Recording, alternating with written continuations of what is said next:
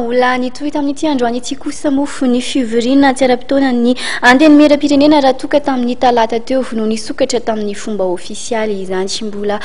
zavatra maro no ndiniana sy ny nasongadina tao anatin'ity fivoriana androany ity izay ho tanterina amintsika indray.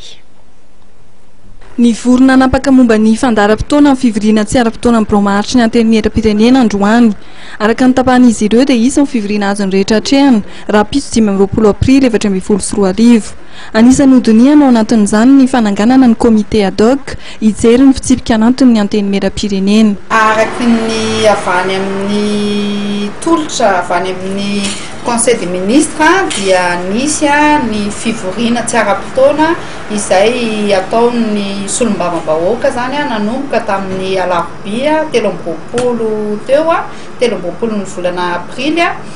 dia ray herinandro ihany moa zany ny fivoriana tsy ara-potoana dia rehefa nivory zany ny bureau maharitra izay ao anatiny anao ny ordre du jour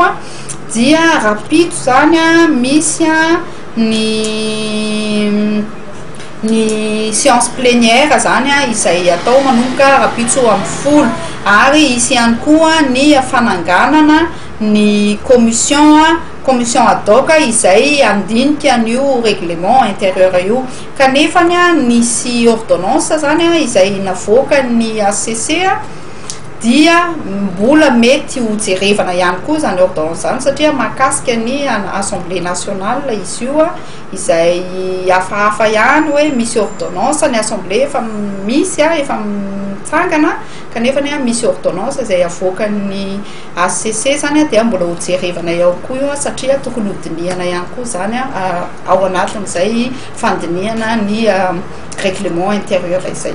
Mba hampangarara ny famolavolana fitsipika anatin'ny antenimieram-pirenena ny vondrona rehetra ao anatin'ny antenimieram-pirenena dia ho voasolo tena ao anatin'ny komite ad hoc araka ny fanazavana nentin'ny mpampakateny faharoa Lanto Rakotomanga.